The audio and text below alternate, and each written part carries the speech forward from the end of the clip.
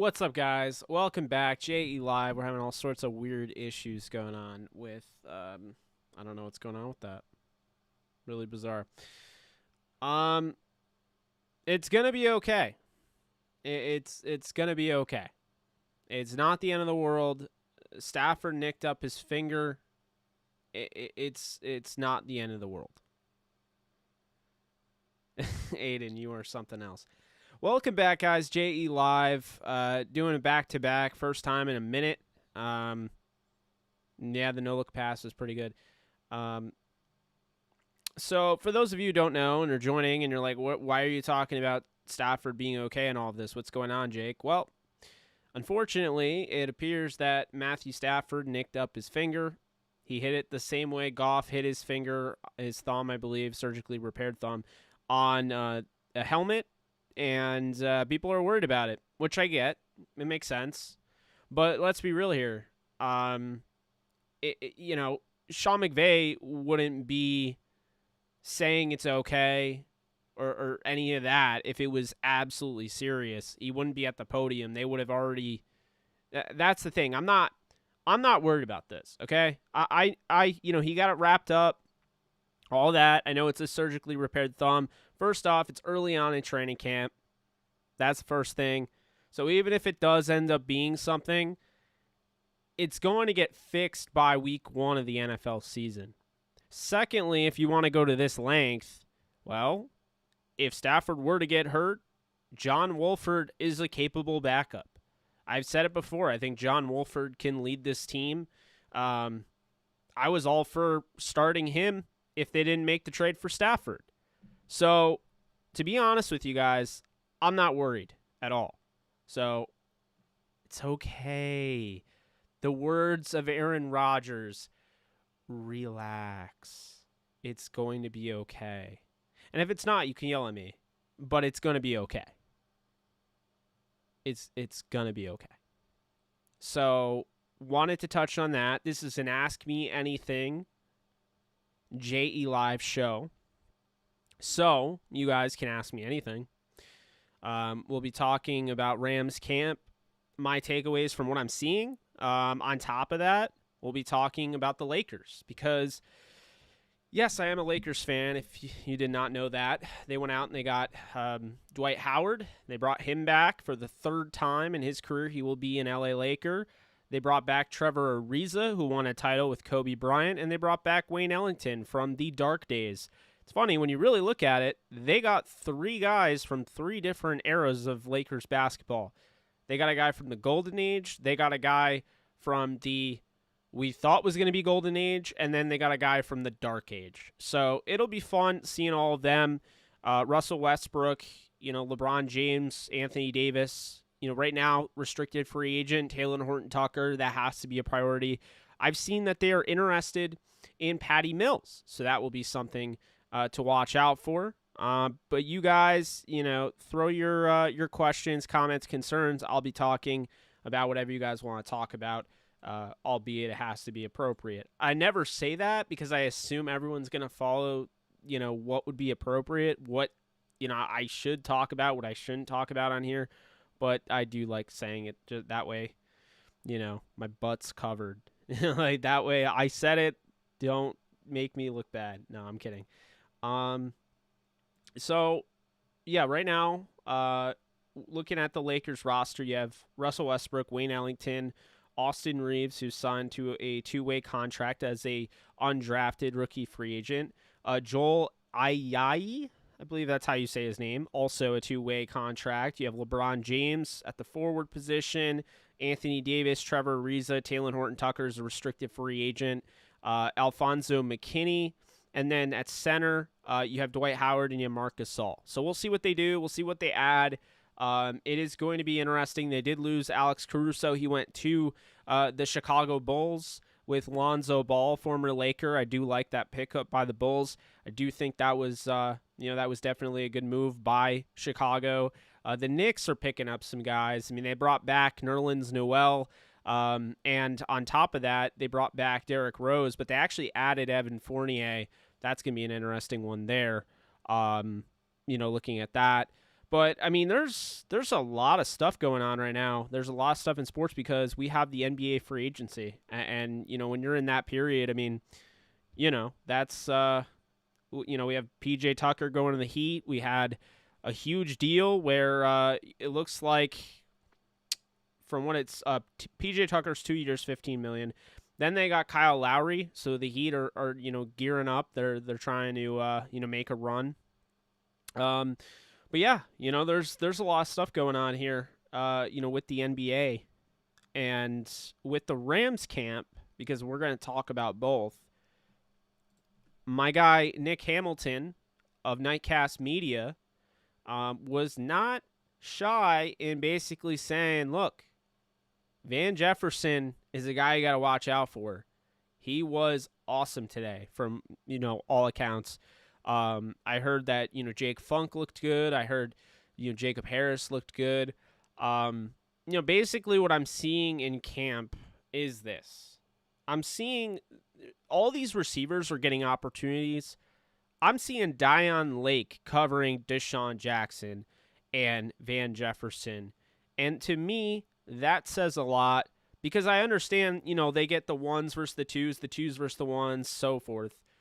But it shows a lot when you're able to throw in guys like Dion Lake out there who I don't even know if he's going to make the roster, and they're getting him those big-time reps. So we'll see if those guys are able to step up. There's going to be a few major surprises on this roster, and if Dion Lake ends up on the roster, I'm not going to be shocked because his versatility coming from BYU, what he can do as a safety and a corner, he's going to be in that nickel spot as well. So, you know, that's a guy to watch out for. Moving forward, maybe he can make a run for it. But yeah, Stafford is all right. What made you a fan of LA sports from the East? My father. He grew up on the West Coast. Was already a Yankee fan because he was born in New York. He came back to New York, and that's how I'm here. But you know, the Yankees are one New York team. Don't follow anything for New York really, aside from the Yankees. And then you know, when he was a kid, he just rooted for the Lakers and, you know, rooted for, obviously, the Rams, huge Rams fan, and that was really that. So, you know, with college, it gets a little weird because I have a lot of family in Lawrence, Kansas, so I'm a Kansas Jayhawk fan, but I won't lie to you when I say that I've just grown to like other teams. Like, I like Alabama, I like USC, so, you know, I mean, it's basically whoever I want to watch and enjoy watching, you know, that's pretty much how I've decided who to root for in college. I will be keeping an eye on things as well during this stream. So we'll hear more about Stafford throughout the night, I would imagine, and I'll be able to relay that to you. But yeah, I mean, right now, I'm not too, obviously I'm not worried about that. But I'm thinking, you know, with everything going on, they have a lot of versatility at the receiver position, and that's what I keep hearing is that they're just basically, you know, bringing guys in and out. You know, they're getting Van Jefferson rotating, you know, with Deshaun Jackson and so forth, and I think that's huge to have that versatility. I mean, this is a team that could realistically only be starting Cooper Kupp and Robert Woods as a traditional starter, guys that stay on the field continuously throughout the game, and could just rotate, you know, their slot and their tight end. I mean, really, if you really think about it, that's what they can do because how depth-filled they are. So that's definitely something interesting for sure. So, let's see. What do you mean by nicked up? Yeah, so, I mean, it's a term, like a scrape, what have you. Stafford apparently on his follow-through, on, you know, his throwing motion, he hit his surgically repaired thumb on a helmet, just like Goff did against the Seahawks. But we didn't see it. So, like, Goff's did not look good. Like, I didn't see Stafford's. But, you know, I don't think it's going to be too bad. And keep in mind, Goff was back to play in the playoffs. So, if it's bad, it happened right now. And the worst thing that could ever come from that is that he doesn't start week 1 but is back for, like, week 2. That's the absolute worst, I think, that could come from that injury.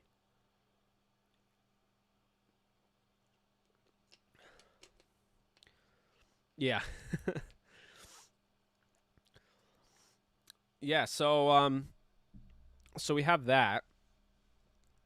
We know a quarterback with 9 figures can at least beat Seattle in the playoffs. Yeah, you're right there. Gonna be all right. 3 old players that shouldn't be starting in a playoff lineup. If you're talking about the Lakers, those guys likely aren't going to start. Well, I think Dwight Howard could start, but I don't think Ariza signed as a starter. These guys are veteran minimum 1-year deals to fill out the back end of the roster. They have their core in their 3 stars. Normally, as you guys know, I'm a big cheerleader for building your team the right way, having the homegrown players. And so it's hard for me to swallow my tongue, but I've kind of just learned, look, this is an unprecedented situation. The Lakers have LeBron James, who's 35, 36 years old. They're not going to have him forever. So I totally understand going out, getting his buddies, getting guys that can contribute, want to win, taking the veteran minimum. I saw today potentially Oladipo could do that. I don't know if I believe that, but if he can, I mean, that's a huge ad. So talking about getting Patty Mills, that's a thing. And I think I can understand that because, again, it's not many times you have a guy like LeBron James on your roster towards the end of his career. You have to win now. We talk about the Rams having to win now. We talk about the Rams having to win now. They're the youngest team in the NFL. The team that has to win now more than anybody is the Lakers, because right now they don't have youth for the most part. They have UDFAs that have never played in the NBA. They have Alfonso McKinney, and they have Taylor Horton-Tucker, who's not actively on the roster right now. He is a restricted free agent. There's a good chance he'll be back, but there's also a good chance he won't be back, because when you really think about it, they could end up trading him. Now, the curious thing is what they will do with Dennis Schroeder. Will they sign and trade him? Because if they sign and trade him, that creates an opportunity that maybe we didn't really see being there. Maybe they get a Buddy Hield. Maybe they get somebody like that. It's hard to facilitate all these moves because of Russell Westbrook's contract and Anthony Davis's contract and LeBron James's contract. But if they can, they're certainly going to try. So, I wouldn't worry too much about the roster right now because the roster's not filled out. I know there's a lot of people laughing right now. Oh, the Lakers, they're making all the jokes. The Lakers are an old team. They are. They absolutely are. But right now, old is good. If you're trying to win a title, we've already seen this is how it works. The stars and scrubs method. You get the stars, and then you bring in the back-end guys that want to play for the veteran minimum. They want to win a title, and those are the guys that help you. And they fill out your depth because they're veterans that have been there before. That's why a guy like Dwight Howard was huge for them. Oh, yeah, Patty Mills, I absolutely agree, would be a huge addition for them. I almost said LaMelo. Carmelo Anthony. Someone mentioned him. I saw it in the comments. Carmelo Anthony would be a huge ad for the Lakers because what we saw last year was a resurgent Carmelo Anthony. Was not afraid to shoot the 3 ball, and they do need a little bit of that for sure. And OR Bulldozer, although I can't really read that well, it's kind of far away, but I prefer experience over inexperienced players. Now, if I'm, say, the Timberwolves, I'm building a team. So I would disagree with you with the Timberwolves, but in this Lakers point of view, in this team that is showing like they have to try and make the most of having LeBron James, then yes, I absolutely agree with you. You want that experience. And by the way, they're bringing in 3 guys that have, they've been a Laker before. The pressure is not going to be there because they've already done it. This is Dwight Howard's 3rd time. He won a title with them. This is Ariza's 2nd time. Won a title with them. Like I said, Ellington was from the Dark Ages, so he didn't have a chance to win a title with the Lakers. But I do like those ads. Now, we'll see what they do because those are 3 quick ads early on in free agency, and there's just not a lot. There's not a lot to work with in the NBA because there's such small rosters. So, I mean, I think Taylor Horton-Tucker can play the 2, and I think Westbrook can play the 1. But is that going to happen? I don't know. I don't know if they're going to trade Horton Tucker. I would prefer they keep him because I think he's a guy you might want to build with Anthony Davis because, yes, you're absolutely right. This roster's old. And the injuries are the only thing that can really stop. If the Lakers just do, what they want to do and they get a pretty good bench, I'm not saying the greatest bench ever, but just average or like above average, they can win the title. I mean, they have a core group of 3 superstars. I mean, Russell Westbrook is one of the most underrated players in basketball, crazy enough. And then you have LeBron James, who still might be the best player. Then you have Anthony Davis, who might be one of the best players. So my point is that, you have that core group. If you get just a very solid rotation behind them, this is a team that can win it all with Dwight Howard at the center position and Talen Horton-Tucker at the 2. I mean, that's the thing. So, Rams 12th man, Stafford will be okay. You missed that early on. So let me move back here because I see people are talking and YouTube's doing that thing where it doesn't like to show me people that are asking questions. Gotta love it. Okay, so we got, let's see here. Answered that. Apparently, this team has to go hard on D because they have 0 shooting. I'm not too worried about the shooting, but I understand what you mean for sure. Rather talk clips, but I'm working. I don't really have a ton to say about the Clippers, although I do know that they added Batum. So, being a Lakers fan, I don't really like the Clippers, but I can give you that information there. That they added Nick Batum. They brought him back. And I'm going to be following, all this stuff. So I'll let you guys know throughout this show. But let's see what we got here. Woj and Shams not sleeping for at least 3 weeks. I haven't even seen, has Woj done anything? I've not seen anything from Woj. I've seen a ton from Shams. Sharania, if that's how you say his name. Don't we still have Drummond? Drummond's a free agent, and it sounds very likely like he's going to sign a 3-year, $90 million deal with the Houston Rockets. I don't know why he would want to go there from a player's perspective, but as far as getting the bag, I get it. I figured Jefferson. No, thank God. What's up, Jake? Chat, what's up, Ray?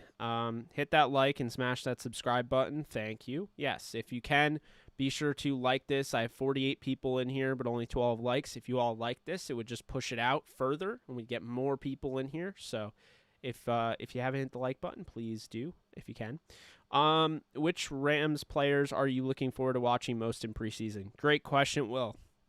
And I just had something fly into my throat or whatever while I was talking, so sorry about that.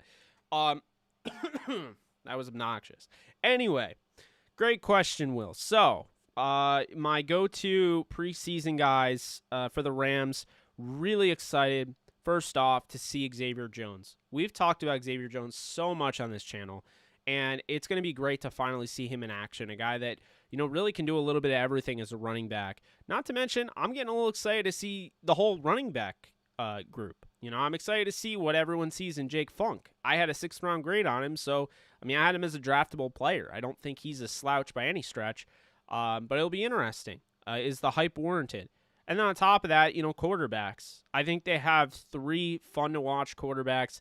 Devlin Hodges can make things happen out of structure, and he's somebody that had 8 starts with the Pittsburgh Steelers when Big Ben went down. Not only that, you have Bryce Perkins, who, to me, would have been a lot of fun to watch last year in preseason. Thank you, CJ. CG, I appreciate that. Thank you so much. He would have been a lot of fun in preseason last year, but we didn't get a preseason, so we didn't get to see Perkins' athleticism on display. We'll finally get to see that. And on top of that, we'll probably see a little John Wolford. That'll be cool. The good thing about the Rams having some fun backups to watch besides our eyes is that they're also fun to watch because they're able to make plays with their legs, extending the play, and that's going to basically get everyone ready, for, like say like a Ben Skoranek or a Tutu Atwell, it's going to get them ready and acclimated for the type of play style that a Matthew Stafford wants to play with, because he's somebody that will make things happen. He is somebody that will improvise. And so that's going to help in preseason, being like, all right, they got to make something happen. You got to get open. It's going to be fun. And on top of that, it's really easy to evaluate wide receivers and tight ends and what have you, skill position players, when you have a good quarterback. I mean, let's just call it like it is. So, John Wolford is a good quarterback, in my opinion. I'm not saying that he is a top-notch quarterback, but he is a very good backup, and I think he could be a solid starter. And because of that, it's going to allow opportunities for the receivers that maybe in the past didn't make the roster because lack of quarterback play, might actually get an opportunity. Like maybe a Jeremiah Haydell gets an opportunity. Maybe Ben Skoranek gets a big opportunity. This is the good thing about that in preseason, whereas in the past you had a Brandon Allen, you had Sean Mannion. Those guys held back everybody, and because of that, it was really hard to evaluate receivers, and there's a chance that some receivers fell through the cracks because it was just the wrong place, wrong time. Kaderil Hodge did a nice job, former Ram, now with the Browns, trying to fight and make a roster spot. Kaderil Hodge, had he had a John Wolford or, somebody like that this year, he could make an impact. And that's the thing. I think it's a blessing for the Rams to be as, depth-filled at the quarterback position, because it's going to open up everything for the receivers. Top of that, talk about the receivers. I mean, you're looking at probably Tutu Atwell. I think he'll be good to go for the first preseason game. Maybe not, but I think he will. Skoranek. You're not going to see Woods. You're not going to see Kupp. You're not going to see... I don't even think you'll see Van, to be honest with you. I think they're really just going to test their young guys. And by the way, Tristan Jackson, Jordan Rodriguez talking some, big-time stuff about him. So there's not, it's not entirely a guarantee he doesn't make the roster. So that's a guy that they like in-house a lot. We will see. But, I think that'll be interesting. I'll be watching Tremaine Ankrum, on the offensive line. Chandler Brewer, Jordan Meredith, the center, UDFA. Defensive line, I'm curious to see Eric Banks, a guy that has familiarity going back to UTSA with defensive line coach Eric Henderson. On top of that, I'm curious, with the rookies. The linebackers, Jake Gervais, man. Number 39. I will be keying in on number 39, Jake Gervais, as he makes his debut at linebacker. Originally, he was a safety at Iowa. He's been around the Rams for a minute now. He started in 2019 as a UDFA, and he didn't make the roster, but he was on the practice squad, eventually made it up to the 53-man, played some snaps on defense. So this is somebody that, it's not like he doesn't have the experience, so I'm definitely curious to see that. And then I'll say this, the edge defender position. I mean, first off, Leonard Floyd is going to be on the pine. You don't want him anywhere near preseason. You know what you have in Leonard Floyd. What you don't know what you have in is Okoronkwo, Lewis. I think you know what you have in Hollins. Hollins, to me, is a starter, but if you want to roll with Hollins, you can do that. Chris Garrett, Maximilian Roberts. So those are some guys that I'm looking at there. And then in the secondary, Dante Dion. Someone mentioned Kareem Moore having a good training camp. I believe it. Good ball skills out of him. But, there's, there are definitely some guys. And then that really interesting mini safety battle that may not even exist, right? They may not even keep 5 safeties or 6, but having a guy like Jovan Grant from Merrimack against Paris Ford and Troy Warner and, J.R. Reed and Juju Hughes, I mean, that's something I'm looking at. Dion Lake, versus Dante Dion and, David Long and, just the guys, Bronte Harris as well. So there's a lot to watch in preseason. I will be breaking it down for you guys. This will be my, my preview. So this will be my preview, of what is to come this season and what I'll do after each game. It's going to be fun, and we're going to go through it. I'll get the snap counts and everything I'll hop on a live stream or I'll do just a video itself, and we'll make sure that we break everything down. That way we're in the know. We have an idea of what's going on. We can make, the proper projections, so to speak, of who can make the roster and who might be on the out. So, that's what I'll say there. All right, let's catch up because I'm just rambling on, and I just wanted to answer Will's question with the best way I could answer it. So hope that answered it, Will. Yes, Kevin, hit that like if you can. We're up to 25. We have 61 people in here. Let's just keep hitting that like. If you already hit the like, don't hit it again. You'll unlike it. Let's see here. We have a month left for Stafford to get healthy. We're fine. I agree with that. Kareem Orr was making plays. There it is. I'm a little worried about Russ fitting in, but overall, it can't be a bad thing to add talent like Russ. No, I agree with you there. I mean, I think, Russell Westbrook's different. He's not, a three-point shooter. He's not like a Damian Lillard. I know a lot of Lakers fans wanted him. But the fact of the matter is this: Russell Westbrook is an elite athlete, and he's somebody that is going to slash through the paint. And because you have him, you have LeBron, you have AD, it's going to be really difficult to stop this team. They're going to bully you at will in the paint. It's going to be a different type of offense that we just haven't seen in the NBA since, the birth of the three-point shooting barrage. I mean, since the Splash Brothers, since Golden State. So it's not something that we've really seen before. It is, but it's not something we've seen in the modern era, really. So it's going to be fun basketball to watch, I think. And it could go wrong. It could. But at the end of the day, the Lakers shot 33% from, three-point range, and they won the title that year. So, we'll see. But I'm not too worried about it. It's definitely going to be interesting. They should get Melo next. I agree with that. I'm optimistic about Russ. I am too. He's my favorite player. So I'm very, very, hyped for the Lakers to grab him. Lakers need to get help with shooting. Yeah, but you can find that, bottom of the barrel in free agency. I wouldn't mind bringing back Ben McLemore. I mean, besides the fact I'm a Kansas Jayhawk fan, I love the guy. But I think, he helped in his limited opportunities last year. So, that's somebody that would be probably veteran minimum level cheap. LOL, we just won a championship a few months ago. This is true. We still have good foundation with Davis and Westbrook. This is true. Patty Mills would be a huge addition. I agree. I prefer experience over inexperienced players. Okay, I think I answered that before, but yes, I hear you there, especially based off of last season. Coming off the bench, Melo can definitely provide much more than whatever Kuz gave them. Yeah, I was really impressed with Melo's ability last year, or 2 years. No, it was last year with Portland.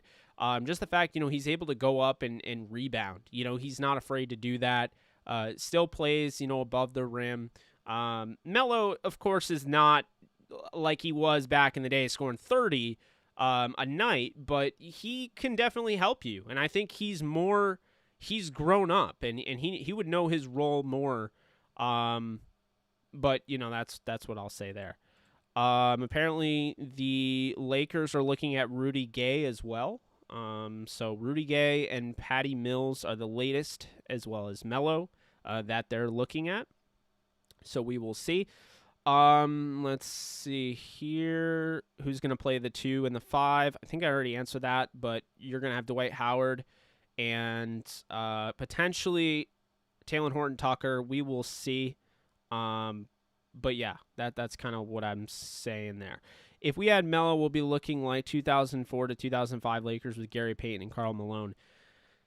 While that sounds like that's the case, it's really not, because they're not as old as those guys were. So it's not quite that level, but I know what you mean. The only thing that concerns me is injuries. I agree. Lakers are doing too. Rams look good. No more staple shot guys. Already see the shot. LeBron James wants veteran. He gets frustrated with young players. He wants another championship. I agree with that. I think that makes sense. Russ still can't shoot. LeBron still defers too much, and AD plays like a guard over a big. There's some truth to that. What if all of a sudden Russ could shoot with the Lakers? That would really change the game. I'm not saying he will, but that would be funny. People act like Russ is hot trash. He's still a superstar. He averaged 22, 11, 11 last season. Oh, I know. I absolutely agree with you there. Ellington can shoot for him. Ellington's a good, he's definitely a three-point shooter for sure. Word got here late. Glad you're back. Hey, thanks. Appreciate that. Russ' ego can rub people the wrong way. Great talent. Flippers. Who's ready to watch Cade Cunningham win a title as a rookie? Wait, the Pistons? He went to the Pistons, right? Pistons are not winning a title. Not this year, anyway. What's up, Joe? How we doing? I mean, Drummond was pretty much just a wall that would get in the way. Looking forward to next week. Hashtag Lakers. What's up, Joe? I agree. Jones's college film is nasty. Is the Rams going to get Todd Gurley or Bell to fit in Camp being out? Great question, Paul. Right now, I wouldn't imagine the Rams pull a trigger on getting any veterans or anything like that. They're going to wait. They're going to see what they can. I mean, this right now is this is a magnifying glass on the talent that they have in camp. And, I mean, make no mistake about it. This is an opportunity. Obviously, you don't want Cam Akers to be hurt. But because of this, if you're looking at the bright side of it, and it's hard to look at the bright side, and they're they're definitely dealing with it over in Indy right now, Carson Wentz. They get an opportunity to see their 4th round pick out of Washington last year, quarterback Jake Eason. And to me, I think Jacob Eason, he's going to end up starting, in my opinion. I don't think they're going to make a trade. I mean, Chris Mortensen already came out and said they're not trading for Foles or anybody like that. And I think this is it's weird because it works for them because now, like, the Colts don't have to give up their 1st round conditional pick to the Philadelphia Eagles because Carson Wentz likely isn't going to play 70% of snaps. On top of that, they get to see what they have in Jacob Eason before turning it back over to Wentz when he's healthy. So what I'm looking at it as is, obviously you never want to see a guy get hurt. But when Cam Akers went down, it opened up the door for maybe a Darrell Henderson that was kind of, getting faded away a little bit because Cam Akers was becoming a bell cow. And, Darrell Henderson is better than to be just a backup. So maybe that helps him a little bit. But also it puts guys on a larger trajectory. I mean, now you have a UDFA in his 2nd season. No preseason last year. He's going to get a preseason this year. Xavier Jones, they really like him at SMU. Now he gets an opportunity to have NFL carries. That helps his trajectory moving forward. On top of that, you have Jake Funk, a guy you drafted in the 6th round. You have Raymond Calais, a guy that was drafted in the 7th round by Tampa last year. You got via waivers. And then you have Otis Anderson Jr., These guys are all getting reps that they wouldn't have had. They're getting premium reps in camp that they wouldn't otherwise have had Cam Akers not gotten hurt. So again, you don't want to see anybody get hurt, but there's some silver linings to it, and that's what the Rams, I think, are doing their best to make sure, because you can't let one injury beat you throughout the whole year, and that's not what Cam Akers would want. So that's what I will say in that regard. I don't think they go after a veteran at the moment. They'll wait until the end. Once they make their cuts, they've decided who they want to keep, and then they'll go after a veteran if they need that. I like our guys. The Rams obviously didn't like our guys. Otherwise, they wouldn't have drafted so many running backs. Like this vid, or thanks, Ryan. Akers was their guy. Any thoughts on Coleman Shelton? Coleman Shelton is somebody they like. I'm not too high on him. To me, he's a replaceable. What's the word? Replacement level player, rotational guy. I'm not going crazy for Coleman Shelton, so to speak, but I think this team is definitely interested in what he can bring to the table. So we'll see in that regard. He's not really that. No, he's not super strong, for sure. Jake, how many years did Howard sign for? They haven't said. I'd imagine it's going to be a 1-year deal, maybe with a player option to be a 2-year deal.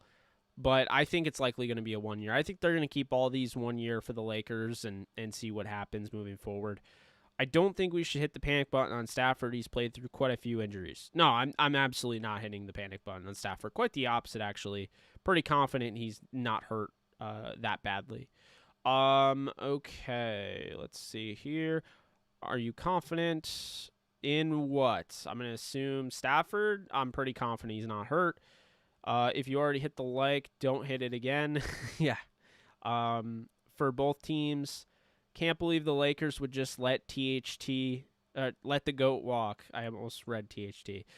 Yeah, it sucks to lose Alex Caruso. I'm happy for him. He got a big bag there from the Chicago Bulls, but they'll be able to replace him. It's just sad, he's been there and he's a homegrown guy, and yeah, I mean, it definitely sucks, but it is what it is.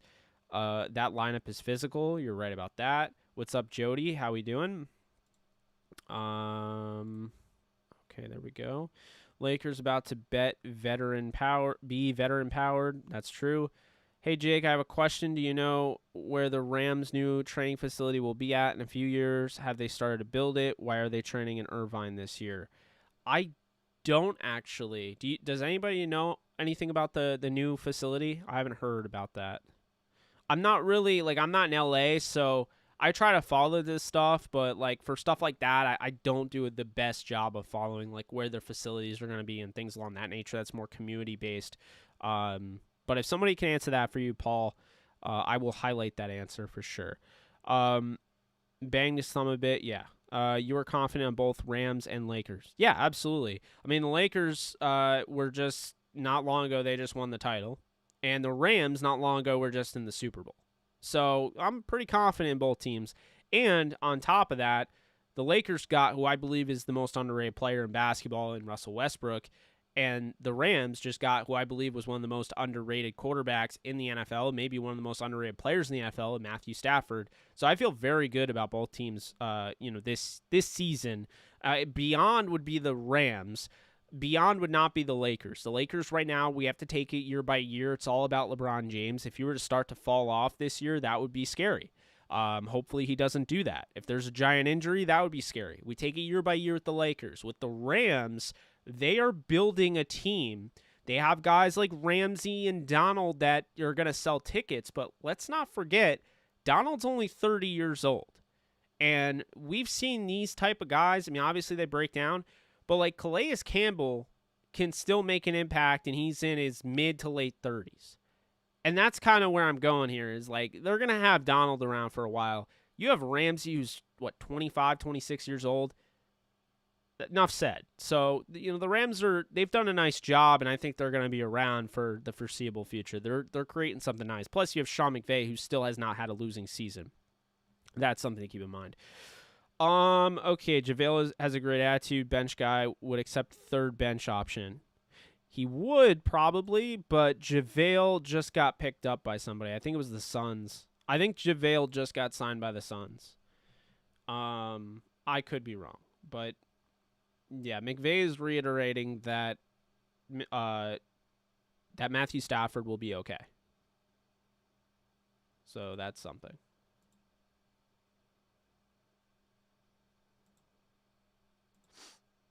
So that's that. Any news with DeMar DeRozan going at?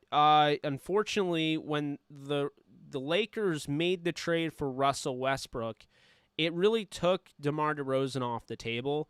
He's not willing to sign for a veteran minimum, so there's a chance he could go to the Miami Heat, but he's not signing for the veteran minimum. I don't see him going to the Lakers, and I know he really wanted to play there. They're having conversations, him and LeBron James. But getting Russell Westbrook kind of eliminated that, unfortunately. I love Russell Westbrook, but, I would have liked to have DeMar DeRozan as well. I'll stick with Westbrook, though. I mean, let's see. The paint will be so congested for the Lakers. That's what concerns me. While that's true, and I mean, there's definitely some truth there, they're not done. So they probably see that, and they're probably looking at, getting another guy. And maybe the Hield trade is still available. Maybe they bring back Dennis Schroeder. Who knows? I think they're going to bring Dennis Schroeder in on a sign-in trade, and I think they'll move him. But we will see. Let's see here. Russ will be that guy, get points, and one in the paint. Third center option. Jake, what do you think about the Dodgers getting Max Scherzer and Trey Turner trade? I think it was great. Yeah, it was a big-time trade for them. They were dealt with an unfortunate circumstance going on with Trevor Bauer. I won't get too much into. But they put a lot of, assets, emphasis, and all of that on Trevor Bauer. And for that to kind of flop, being able to go out and get Max Scherzer, and they paid a hefty price to get him, that is, that's somebody that can stop the bleeding there. So that was a good move. And then Trey Turner is great. I mean, Trey Turner has the youth. I mean, he's in his prime, 28 years old. Scherzer, we're looking at 37 years old, around that. But Turner has a lot of good baseball left in him for sure, and he's nowhere near retiring. So that was a good pickup for them. Okay, let's see here. Lakers starting 5, AD, LeBron, THT, Russ, Mills, great D, can defend the pick and roll, and probably enough shooting. Yeah, I don't know if I want to play AD at the center spot. I know a lot of people do. I think he's more of a power forward personally, but that's just me. I can't believe the freak out over Stafford's thumb. Did the Rams forget that Stafford is one of the toughest quarterbacks in the league? Rams fans. Yeah, I mean, apparently they did. Just a hypothetical, what would you project the Rams record to be if Wolford started every game this season? Good question. I'd have him at 10-7 or 11-6, maybe even 12-5. I think the Rams are that good, and I think Stafford takes them to record-breaking levels, but I still think that they can be a playoff contender with Wolford. So that's how great of a move Stafford is. Well, think about this. You don't think the Rams would make the playoffs with Goff this year? Because I do. You know, I mean, Goff isn't the best quarterback, and obviously he needed a change of scenery, but I mean, I absolutely think Jared Goff would have made the playoffs with the Rams this year, just like I think Wolford would. Stafford is the difference maker that can turn them from making the playoffs and, you know, potentially being a Super Bowl contender to being the Super Bowl contender. That's the big thing about him. Stafford had a history of injuries, has always had the lover's use excuse. He was hurt when he plays poorly. I don't know if I agree with that. I mean, there's not much on Stafford's docket to tell me that he uses the injury bug as an excuse, but that's just me. Jake, I am surprised at the Golden Knights losing their goalie. Oh, don't get me started with that. Don't get me started with that, Paul. I don't know what the hell they were thinking there. Was not a big fan of that at all. You know, Marc-Andre Fleury is a fantastic goalie, won the Vezina Trophy, which goes to the best goalie of the year, and they treated him like absolute dirt. They traded him away for a not very good prospect, and it was a salary cap dump, and it just definitely sucks, and I hate to see it. So I won't get too much into that. Love my Knights, but definitely was pissed off the way they treated him. Thought that they used him, and then they dumped him to the curb like he was nothing. Just really disappointing to see them treat Marc-Andre Fleury like that. A generational talent like Aaron Donald will be dominant into his 30s. His technique alone will keep him dangerous when he does start showing age. Just my opinion. No, I agree with you, Ray. I think everything you said is pretty spot on there. Stafford news is all I want to hear. I can sleep easy now. There you go. Fleury got traded to the Blackhawks. I think it was a mistake. Yeah, I mean, the Blackhawks are getting one of the best goalies in the league. He's going to actually play. He's not going to retire. Like to see that. I hope he goes off, and I hope he makes them pay. I know they're my team, but I still want him to do well. Crazy that we're less than 3 weeks from actual football. Who else is excited? I'm very excited. If you guys haven't seen my channel, recently, I did put up 3 live streams that are scheduled. You can actually go to my channel right now and hit reminder or remind me. I don't know. There's a remind button. All of the preseason games, which there are 3. The first one's against the Chargers, the second one against the Raiders, the third against the Broncos. All 3 of those we will be doing watch parties for. So I already have those set up. Cannot wait to have you join me. We're going to be doing giveaways. I think all 3 of them I'm going to give something away. It's not going to be a PS5. That will be week 1 NFL season following the Rams-Bears game. But, we could give out some merch. I think that would be the good thing to do. Okay. If AD slows down this season, would you be willing to trade him because age? No, I would not trade Aaron Donald. Crazy that we're less than 3 weeks. Okay, I saw that. 80 dominates at center and is less likely to get hurt there. That's true. Jake, Trey Turner, and Mookie Betts will be a 1-2 bunch in the lineup. I agree with that. If AD slows... Okay, I saw that. There's absolutely no sign of AD slowing down. That's true.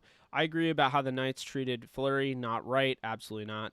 I'm not an LA Kings fan. I'm a Golden Knights fan, but I also like Edmonton, and I like New Jersey. The reason for liking Edmonton, my favorite player is Leon Draisaitl, and I do like Connor McDavid, and I like Ryan Nugent-Hopkins. Okay, I like a lot of players on that team.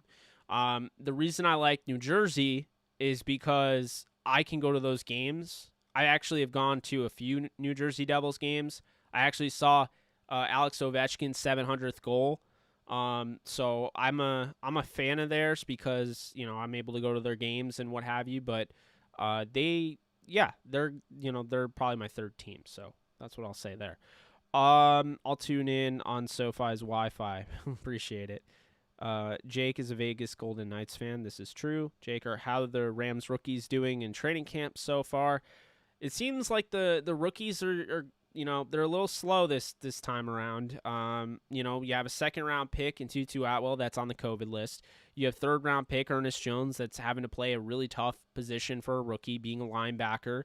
Then you have a fourth-round pick in Bobby Brown, who has shown some flashes, but he just had a torn UCL, so he had to get surgery. Next to him in that same surgery room, he had to get surgery next to Robert Rochelle, the other fourth-round pick. You had a core injury to Jacob Harris, so he's been rather limited. It's not obviously going the way that they would want it to go, and so, I'll say that. And then, Jake Funk is showing he's RB3 right now, so that's good. Skoranek is getting in there. Haven't heard much about Chris Garrett. And then I haven't heard much about Ernest Brown the fourth. So that's really your rookie report there. If I missed anybody, let me know. But yeah. So let's see what we got here. I understand. Odds of Henderson getting hurt. I could actually give you those odds right now. Are you ready? There's a website called Sports Injury Predictor. And it'll tell you the percentage of likelihood a player gets re-injured. So Sports Injury Predictor, the chance of injury for Darrell Henderson in 2021 is 58%. That's the percent chance he misses at least 2 quarters. Chance of injury per game is 5%. Durability is a 5 grade. And he has a 1.7 projected games missed in 2021. Darrell Henderson in the league has suffered a arm-elbow bruise from 2018. Was removed in the game early in the first quarter. No information about the injury was disclosed except for a tweak was bothering Henderson in the game. And then 2019, he had a pedal ankle high sprain. He suffered an ankle injury again during the loss to the 49ers, landed on IR for the final week of the season. 2020, August 22nd, thigh hamstring strain/pull, unspecified grade 1. Henderson sustained a low-grade hamstring strain during Rams scrimmage. He was ready for week 1. And December 27, 2020, of course, as we know, when Jamal Adams twisted his ankle, he had a pedal ankle, high ankle sprain, grade 3. So Darrell Henderson, the same ankle, he suffered a grade 3 high ankle sprain. So I wouldn't say this guy gets banged up as much as people, want to make it out to be. It's an injury that has plagued him before. And it's an injury that will happen to running backs when you get tackled like that. So I won't call this guy injury prone, but I do think that they're on the money there. If he misses a game, I will not be shocked. I hope he plays all 17, but if he misses a game, I will not be shocked. Is there anybody else you'd like me to look up? I know this is I'm pretty sure I'll get locked out because I'm pretty sure this is a membership-only thing. Let's see here.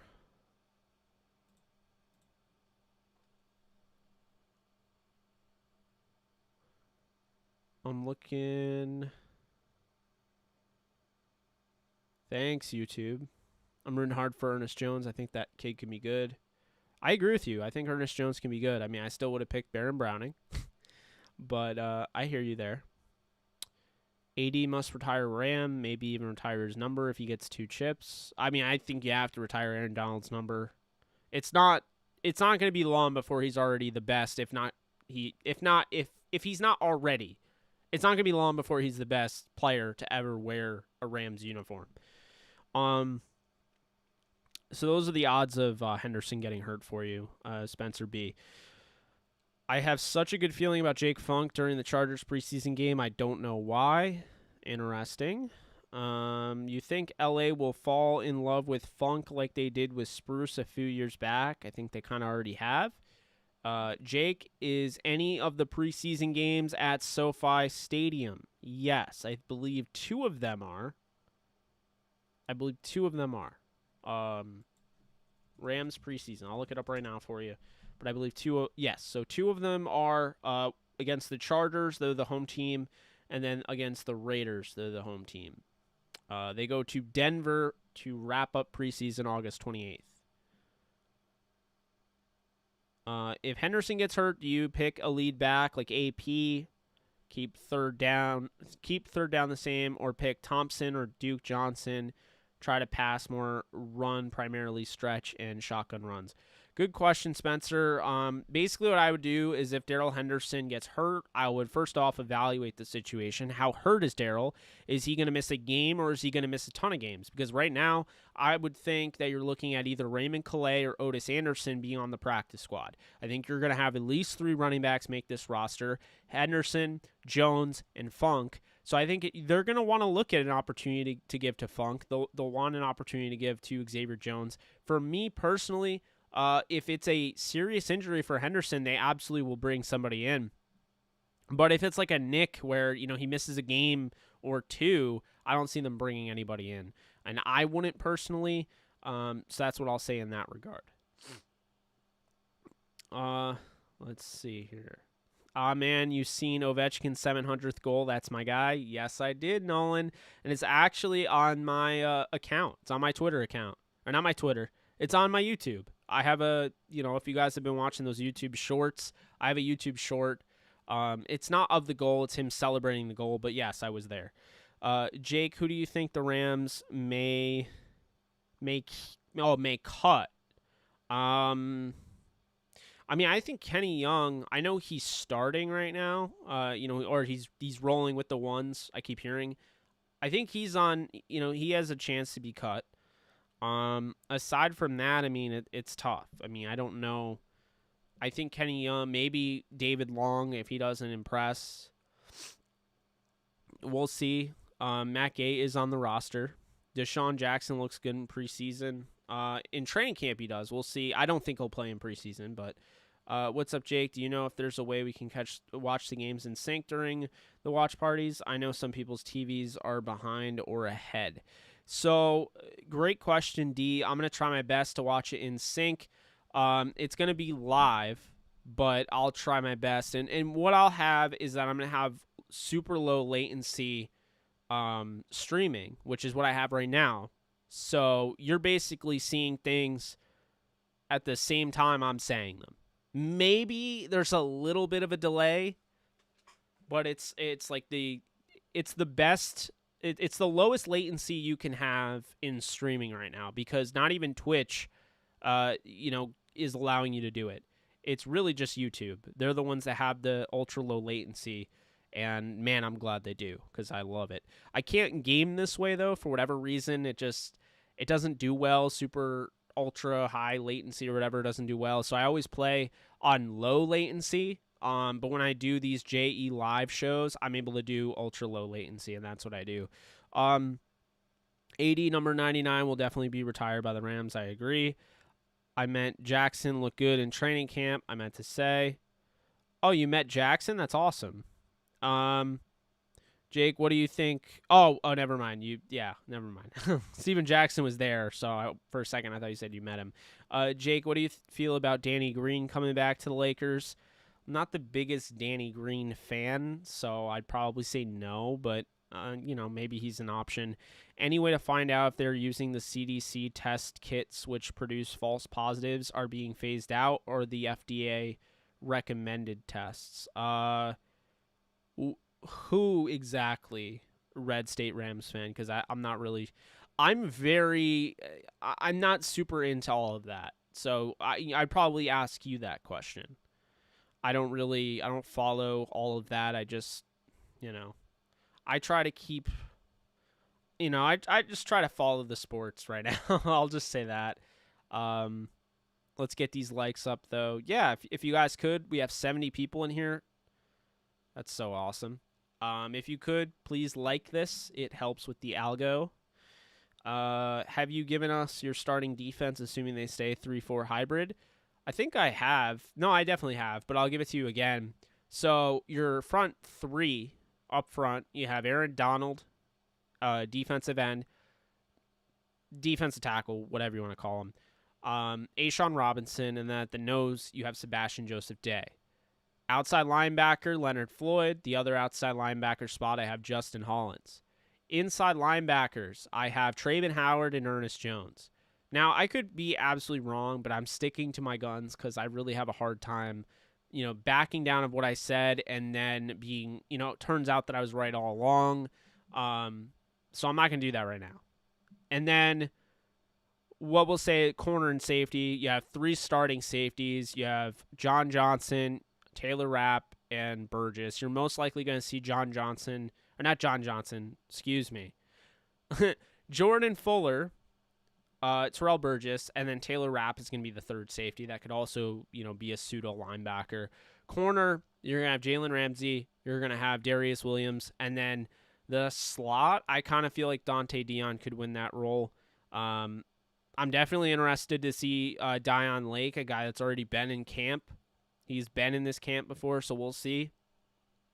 David Long, if he, it makes the strides that they want him to make.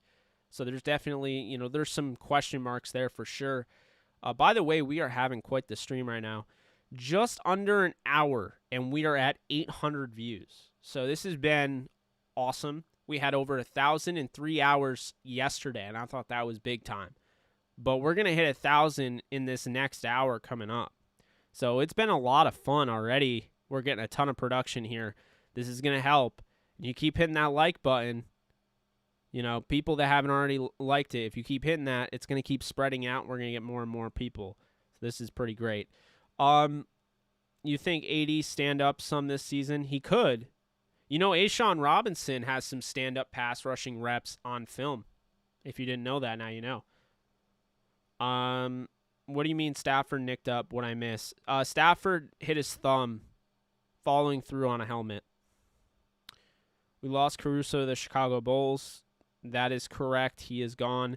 If the Lakers win the championship this year, how would you feel about the Lakers retiring both of LeBron's numbers? Well, he's never worn 6, so I don't know. Chargers rookie Rashawn Slater had 4 one-on-one drills at training camp. He went up against Joey Bosa once, Kyler Fackrell once, Uchenna Nwosu twice. Slater won all 4 matchups easily. Yeah, Slater's legit.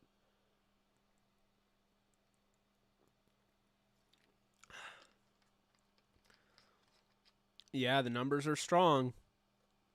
I'm so glad I was able to take that swig of strawberry lemonade sparkling ice. We are no longer, if you guys joined me earlier in the year, you would have seen me holding my can of Canada Dry and constantly drinking Canada Dry to the point where it became a meme. Now I don't drink that anymore, so I try to avoid soda even though, let's call it like it is. This is absolutely soda. Gotta love that bokeh, too. The bokeh. Look at that. When it zooms in. My camera's awesome. Anyway. What a great pickup for the Chargers. Yeah, it was a great move for the Chargers. And they got Asante Samuel in the 2nd round. The versatility, man. Asante's legit.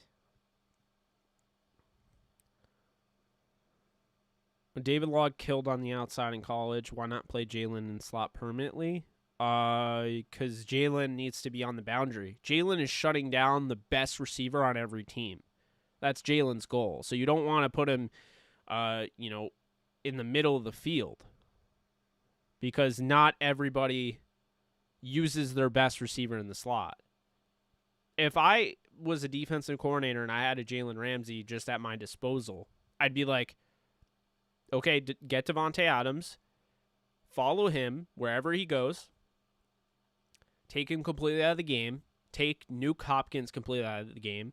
I don't know what I would do with the Cowboys, but to be honest with you, like Amari Cooper, I might not actually have him on Amari Cooper. I would probably have him on CeeDee Lamb. I think Lamb is going to turn into the best receiver in that group. But I mean, let's go through them, right? You know, Jalen Ramsey, NFC West.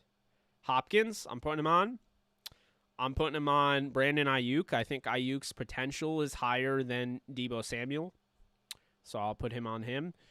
And then with Seattle, I'll put him on Metcalf because Metcalf is the biggest, the explosive guy. Darius Williams can shut down, well, not shut down, but he can do a nice job of containing Tyler Lockett, who's just a model of consistency. But I don't want any of those big plays, the splash plays happening, so I'd put, you know, Jalen on. I'd just have him shadow DK Metcalf. And, I mean, he's shown in the past it works. Then you have the NFC East. The Giants, Kenny Golladay. The Eagles, Devontae Smith. The Cowboys, CeeDee Lamb. Washington, it's tough because, you know, McLaurin, as great as he is, they brought in Curtis Samuel, who, I mean, I think the world of. In fantasy, I actually have Samuel higher than Terry McLaurin because of his running ability, his gadget ability. But you know what? I'll say Terry McLaurin. Then you would have, you know, the NFC North, right? The NFC North, Adams. The Vikings is tough, but I would probably go with Justin Jefferson because he's more explosive than Adam Thielen. Plus, Justin Jefferson's, I mean, I don't know if you guys realize, he had over a 70% catch rate last year, which was higher than Thielen's. So that's probably who I would have him on. The Lions, I'll probably say, I mean, that's tough. With the speed of Brashad Perriman, clearly as the fastest guy, you could argue that. But maybe I would say Tyrell Williams, because Williams is a former 1,000-yard receiver in his own right. So I'd probably say Tyrell Williams. Then the next division over, you have the NFC South, sorry. And the Falcons is going to be Calvin Ridley. The Saints, it would be Michael Thomas. Tampa, it would be Chris Godwin, potentially. Mike Evans, probably Mike Evans. And then Carolina would be DJ Moore. And then you go over to the AFC East. You have the Jets. Who is it going to be? Corey Davis or Elijah Moore? Might honestly say Elijah Moore. Watch out for him. He could be in for a really good year. Bills, Stephon Diggs, no-brainer there. Miami, Jalen Waddle. But also Albert Wilson can create something. Will Fuller, maybe Jalen Waddle. I'm going to go with Will Fuller because that man is another splash play waiting to happen. Averages about 16 yards per catch. And then the Patriots. I would probably say, I mean, Jalen could cover any of them. That would be a game maybe I wouldn't have him trail anybody, but if I had to pick one, I'd probably have him go after Jacoby Myers because he's been there. Maybe Aguilar. I'd probably say Myers, though. And then the AFC North, the Steelers, Claypool. Just take Claypool completely out of the game. The Ravens, might surprise people I'm saying this. It's not Sammy Watkins. It's not Marquise Brown. Take Rashad Bateman out of the game, the rookie. Completely take him out of the game. The Browns, as great as Jarvis Landry is, Odell Beckham Jr. is the lightning in a bottle. I want him bottled up. Then you have, of course, with the Bengals. And this is a tough one. But I'm absolutely saying Jamar Chase. I understand T. Higgins and Tyler Boyd can make things happen. Higgins' ability on the outside and Tyler Boyd's ability in the slot. It's going to be a waste to have Ramsey just covering the slot. So if I'm going up against the Bengals, I'm absolutely putting Ramsey on Jamar Chase. Then the next division, we have the AFC West. So the AFC West, you have the Broncos with Cortland. This would be tough. Cortland Sutton and Jerry Jeudy. Sutton is actually more of a bigger play guy than Jerry Jeudy because of his overall length, his frame. So I would probably say Sutton. With the Chargers, I would say Keenan Allen. As crazy as Mike Williams can be, I would say Keenan Allen. With who else am I thinking of? The Chiefs. Tyreek Hill, no-brainer. Well, not no-brainer. Maybe you can make the argument that Travis Kelce is that dangerous that you would throw Jalen Ramsey on Travis Kelce and shadow him. And then the last one, the AFC West, which is the Raiders. And I would put him on Darren Waller. So I would shadow him on Darren Waller because I don't think there's a Raiders receiver that scares me as much as Darren Waller. You could argue Ruggs someday could be. And that speed, 17 yards per catch, obviously the big play. But I think I'd put Jalen on Waller for sure. Then the last division here, the Titans, I'm putting him on A.J. Brown. Actually, I'm going to put him on Julio Jones because I still think Julio Jones can, the way he can play above the rim, that's somebody I would put him on Julio Jones, have Darius Williams cover A.J. Brown. And then with the Texans, I'm putting him on Brandon Cooks. Obviously, he's the best receiver in Houston.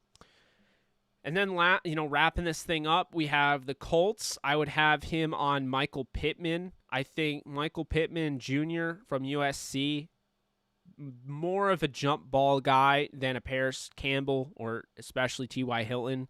So that's where I go there. And then the Jaguars, it's tough because, the thing is, I think they all provide something different. Marvin Jones may not be the best receiver in that group, but his high pointing ability is really impressive. Then you have DJ Chark's speed and how he's able to stack defensive backs. I'd probably say Chark. And I understand that you could make the argument for, Laviska Shenault. But Shenault, to me, is more of like a running back. He's what happens when you throw the guy the ball and he makes things happen after the catch. He's not the explosive, big play, jump up and face catch you type of guy. Chark can make you pay. I mean, he can really hit you in bunches. So I'd probably say DJ Chark.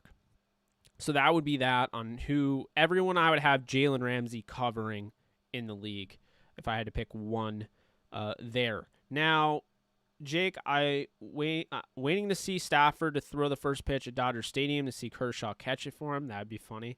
Looking forward to the preseason. Love watching the guys get some experience, compete for a spot on the team. I really missed that last year. Absolutely agree. Red State Rams fan. I'm an absolute huge fan of the preseason, and I hate that they took a game away. So I'll say that. Our middle linebackers really aren't good. Jones, outstanding. What's the hesitancy on KJ this season? That's fair. I think they really just want to see what they have in these guys. We already know what KJ Wright is. He's a top 15, top 20 linebacker in football. So that's not really a concern for the Rams. If, he's already, his presence is known, his reputation is known. When you already know what you have in that type of guy, you don't have to get him into training camp. That's a guy that you would sign towards the latter half if you decide your linebackers aren't there. So that's why I don't think that they would make that move for him. Jake, have you been watching any of the Olympic Games? I, unfortunately, don't love the Olympic Games. The Summer Olympics don't really strike my interest. It's weird because I play, Summer Olympic type of games. Like I would play basketball. I'd do things like that. And I'm not a winter sports person for myself, but I love watching the Winter Olympics. There's nothing better as far as, both the winter and the summer. The Winter Olympics wins every time. Hockey's fun to watch, luge, skeleton, bobsled, ski jumping, snowboarding, you name it, speed skating. I mean, the Winter Olympics is by far better than the summer, in my opinion. But that's just my opinion. You don't need to hate me for that. If you like the summer, all the power to you. I'm just telling you how I feel about the winter. All right, let's see here. Justin was bugging last year. Jake, I see the president of the Vegas Raiders quit the team. Quit the team? That's crazy. I didn't know that. What do you think the Lions' record this year with Goff? I think the Lions, I haven't done a full-on prediction of everybody, and I will be doing that soon. But I think right now with the Lions, you're looking at least 8 to 9 wins. I think that's a fair bet. Jared Goff has weapons. They're not big-time weapons. They're more like Sam Bradford-era Rams weapons. But look, Brashad Perriman can stretch the field. He can get vertical in a quick amount of time. So that's somebody that is going to offer that ability if Goff can hit the deep ball. Furthermore, you have a very interesting player in Amon-Ra St. Brown that can do a little bit of everything, can help you, over the middle. I really, like overall, he's got very soft hands. He's reliable, third down guy. And I expect him to have a solid career with the Lions. May not be the number one receiver this year, but give him some time. Tyrell Williams, it's weird with him because he's a 1,000-yard receiver in his own right, going back to, I believe, 2016, but he's had some injuries, and he did have the COVID opt-out last year.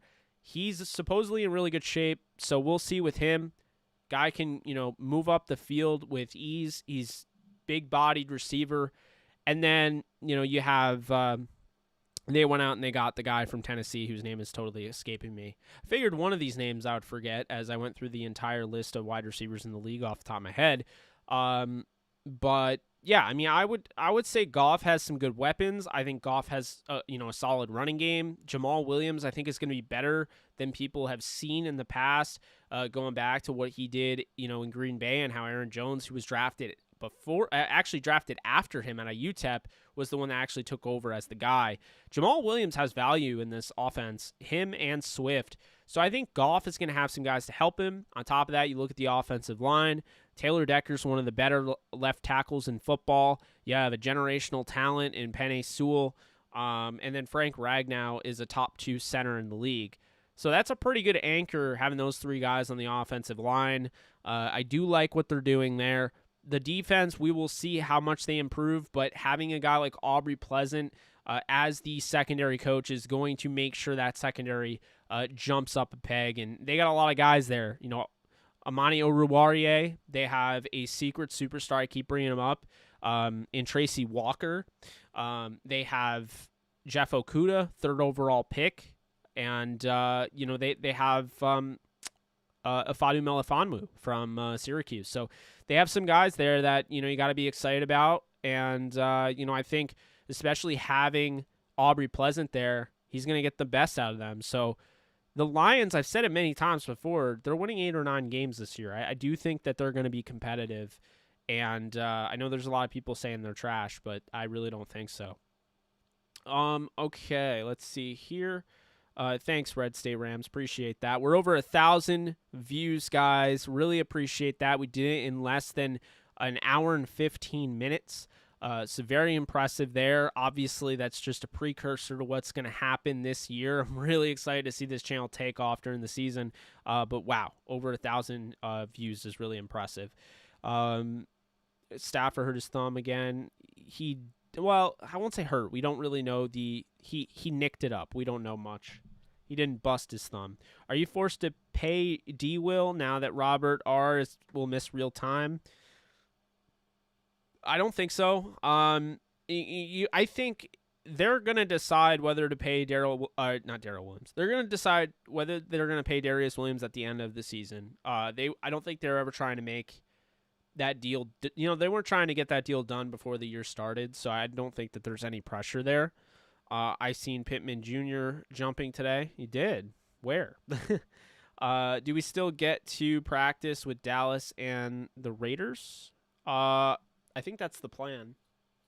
I don't know what day that is, but I think that's ultimately the plan. My Colts are screwed. No Wentz, and I've seen Eason in person at training camp multiple days. He doesn't look good. Throws picks every day. Your opinion on Eason versus Ellinger? Dabney, welcome. I will tell you this. Eason was my number 2 quarterback in the 2020 NFL draft class. I like Eason. He's got a cannon for an arm. Look, keep this in mind. Eason doesn't have a ton of NFL experience. So what he's having right now, he's getting thrown into the fray to be the number 1 quarterback at the moment. Let him grow. Some guys don't practice well. And Stafford, he threw a pick the other day. I don't worry too much about interceptions in training camp. On top of that, keep this in mind, Dabney, when you watch preseason, he didn't get a preseason last year. So a lot of these quarterbacks that were rookies last year are behind the 8 ball because they didn't even get preseason reps. So obviously they didn't get regular season reps. So it's a big thing for Jacob Eason that I will be looking at to see how he responds in preseason. I'm confident in him, and I think the Colts can come out either 2-3 or 3-2 going into week 6 when Carson Wentz could be back. And if that's the case, I still think that they're in the hunt. I don't think their season's over. And I think here's the very interesting thing with Carson Wentz. I'm not saying this is entirely why he's injury prone. But getting that bone thing fixed, because they're going to be taking the broken bone out of his foot, they said that has been that's been plaguing him and getting worse and worse and worse over the years. He had that in high school. So what if we're focusing on the wrong things here? Hear me out. What if we're saying we're like, oh, Carson Wentz gets hurt again? Instead of us looking that way, what if we're missing the real big picture here? And that Carson Wentz they figured something out. Carson Wentz has had this broken bone in his foot for a long time, and now they're fixing it, or rather they're taking it out completely. And if all else goes well, maybe that could help him. Maybe that's led to some of his injuries in the past. And we can laugh all we want, but football is a very dangerous sport. These players are always constantly, they have, nicks and bruises, and they're always in pain. That's football. But there's not really a way to know whether or not, if you have that foot injury, there's not a way to know until it gets really bad. Because a lot of these players, what people don't understand, play through a lot of pain, and it doesn't become an injury. It doesn't go on an injury report until it gets bad. It's like at home, you suffer an injury. Maybe you twisted your arm or something, or you hurt your arm in some way or something, right? But it's not super bad. You don't want to go to the hospital. You don't want to go to urgent care. You don't even want to go to the doctor's office. So what do? You sit there, and you hope it gets better, and maybe you ice it, and then it gets worse, and then you have to bring it up. It's the same thing in football. These guys sit there, and they ice their arm, and they have all sorts of these nagging, not injuries, but like pain. And then once it becomes a big thing, then it becomes an injury thing. Once it becomes an injury thing, then it has to be reported. So what if Wentz didn't realize? And all this time, well, clearly he didn't. This broken bone was causing more harm than good. And on top of that, think about this. What if it led to the torn ACL? What if it led to, him, because he had the broken foot, maybe he had his footwork was off. He was trying to overcompensate too much. Think about that. Because what did I say about Cam Akers? The high ankle sprain, playing through that, having to put a heavy emphasis on, rehabbing the high ankle, because that is not an injury you want as a running back. Maybe that led to the torn Achilles, because he wasn't getting the proper, the rehab. He wasn't training everything else. He was focusing on one aspect of his body. He was focusing on rehabbing the high ankle. I've said it before, I'll say it again. Sam Bradford, his biggest issue is that he had the torn ACLs for sure, but the torn ACLs, that led to him focusing on the knee. It took him away from the ankle. It took him away from his shoulder. And surprisingly, he never had anything wrong with the surgically repaired shoulder from Oklahoma. But it's something to keep in mind. So I'm curious, Dabney, what you think about that. But I really am really curious that they figured something out and might actually help Wentz in the long run. I don't think enough people are talking about that. So let's see here. If Goff actually learns to climb the pocket, magically learns to hit someone in stride, maybe 5 wins max. Goff knows how to do this. I'll say this over and over again. I don't think Goff's a bad quarterback. I think he's top 20. He's not transcending. But if the Lions put together a solid roster, which it looks like they have, if they, get some good coaching out of it, they have a solid game plan. They have an offensive, coordinator that focuses on establishing the run, opening up the play action passing attack. And to me, if that all comes together, Jared Goff's biggest issue was being a Ram. I think what it came down to is I don't think he was ever going to see the 2018-2017 type of production that we saw. And so I felt that, he needed to leave. He needed to get his own change of scenery. It's not that he's not capable. It's not that he's not a capable quarterback. He's not a backup. So when people try to say that to me, I'm like, what? He's a starter. But I think he really needed this change of scenery more than people realize. And that's why I can't wait to see him with the Lions. Because I don't think it's anything like McVay. I don't think if he does well, it looks bad on McVay. I think he was not going to do whatever he does this year. He wasn't going to do with the Rams if he, exceeds expectations. Because I really think he just needed to get out of that situation. Just like I think Wentz needed to get the hell out of Philly. Let's see here. Jake, have happening in Marvel Universe. What is good to watch this fall? Well, Paul, we'll be getting What If. It's an animated series. There's 9 episodes confirmed. There's going to be a season 2. Shout out to Nolan for dropping that in the Discord channel. So that's what's coming up. And then we're going to get Venom in the Sonyverse. Venom, Let There Be Carnage. And then we'll get some other stuff as well. Shang-Chi in September, Eternals in November, and then Spider-Man December. And that's not even including... I think it's November 24th we'll be getting, I might be wrong there, but I think we're going to be getting Hawkeye and then Miss Marvel as well. So that's what's upcoming for the MCU. You've made me feel a lot better. Great insight on Wentz and Eason. Compensation, injuries. Yeah, makes total sense.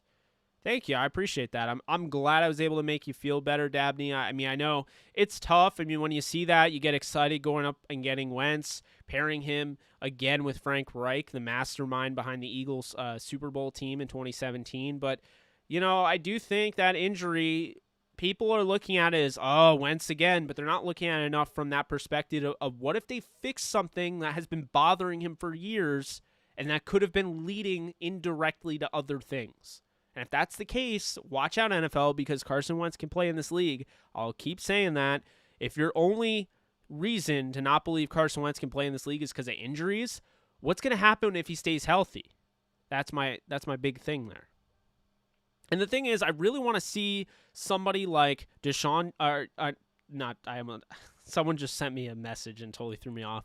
I want to see somebody like Paris Campbell take that next step. Zach Pascal, he's not going anywhere because that guy is a model of consistency. He finds the end zone.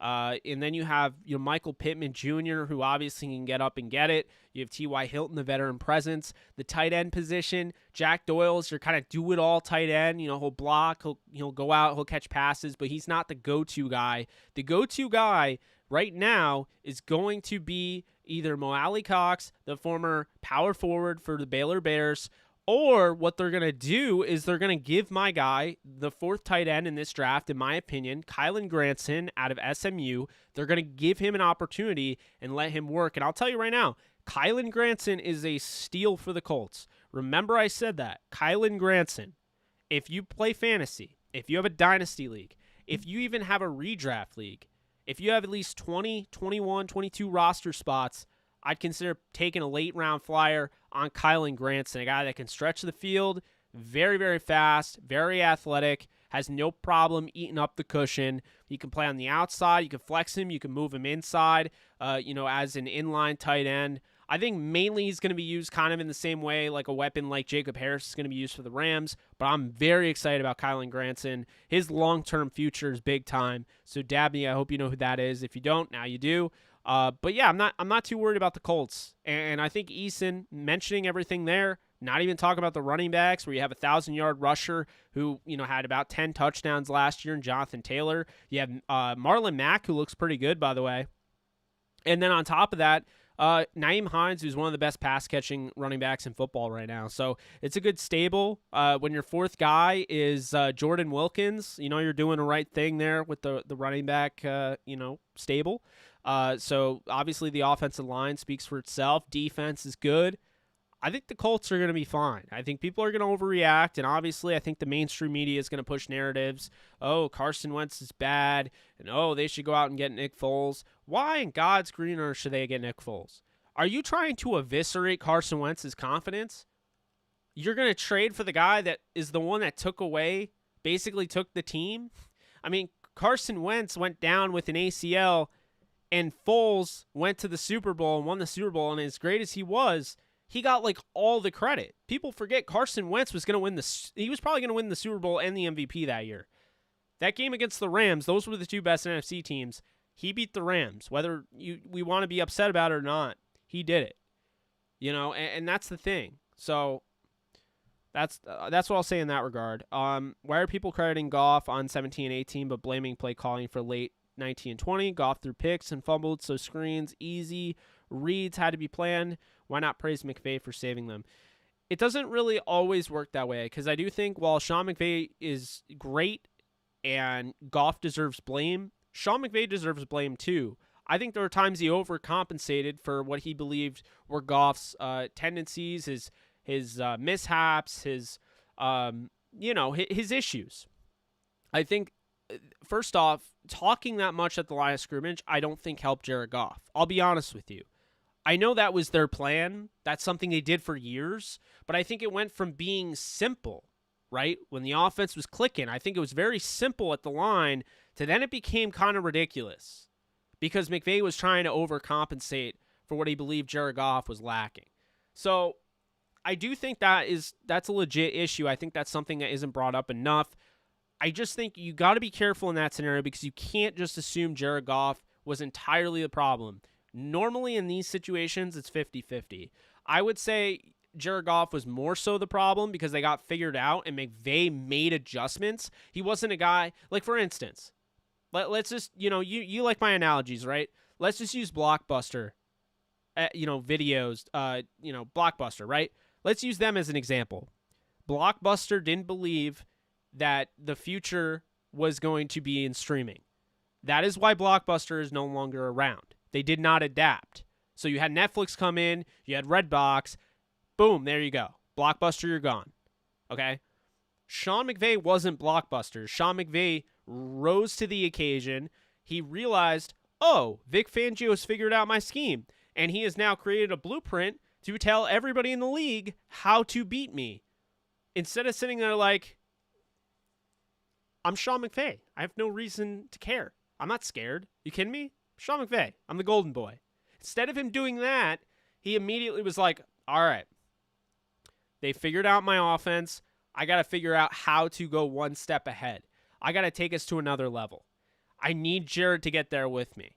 And when he realized Jared couldn't get there with him, that's when the tension started happening. And I say it all the time. Super Bowls are great when you win, right? You're etched in stone, your history books, all that. But when you lose, the Super Bowl is meant to, frame the winner, put the winner up on top, but the loser, the Super Bowl is about killing you. Look at how many of these organizations that have completely crumbled after losing the Super Bowl. The Rams have already been that organization. They crumbled after the greatest show on turf. So it's already out there. But I don't think we give Sean McVay enough credit for keeping them afloat. The next year they went 9-7 when really nothing went well there. So I'm not saying Sean McVay doesn't deserve any of the blame. I'm not saying Sean McVay deserves all the blame. But I'm also not saying Jared Goff deserves all the blame. And I also am not saying Jared Goff deserves any of the blame. What I think it comes down to is this. Sean McVay realized, you figured out my offense. I'm going to try to figure this out. Make different adjustments. He's going to try to expand his range, things like that. Keep the defense on their toes. Jared Goff was unable to do that. So instead of just giving up on him, because I know there are a lot of people that say he just gave up on Goff, he didn't. He tried to make it easier on Goff. But I think in turns that made it harder on Goff. When you looked at him at the line of scrimmage talking all that time in his ear, and Goff having to change the play and do all sorts of wacky stuff at the line of scrimmage, I think that was all to make it easier on Jared. He was adding too much. And Goff will never admit that. McVay will never admit that. But I think that was really what was happening. So I don't think either of them deserve all the blame, but I don't think either of them deserve to be blameless. You could be overbearing. What if maybe we took it 60-40 is good, Nolan? I'll take that. What if we made it like this? What if we called Sean McVay the overbearing parent? And Jared Goff was just like, let me live. I'm 18. You're not going to let me go to that party? You're not going to let me go to the concert by myself? Are you kidding me? Let me live. And Sean McVay's like, no. Because the last time I let you do that, you crashed my car. And I can't allow that. The car being the Super Bowl. My analogies here. But my point is that, McVay became the overbearing parent, wasn't willing to let Jared Goff do certain things. I think, obviously, Jared Goff held back the offense, but I don't think he fell off that quickly for just entirely his own reasons. I do think Sean McVay lost confidence in him. And it wasn't in a way, it wasn't like a boss losing confidence in you and being like, all right, you're on probation. It was like he lost confidence, but he wanted to make Goff work. And so instead of just like, all right, you're done, Jared, in comes John, he didn't put John Wolford in. He just tried everything he could to make Goff work, but he was losing confidence in him. It's just it's a really weird concept, and I don't think we've seen much of that in the NFL. It's just a weird scenario, but I don't think it's as simple as 1, 2, 3. I don't think we know exactly what happened. I don't care if there was a tell-all story. We haven't heard both sides. I just, that's what I would say in that. Tribe, you're wrong. I wouldn't mind signing Gurley, obviously. I love Gurley, but Henderson is not hot garbage. Not even a little bit. Henderson's going to be a top 15 running back this year, at worst.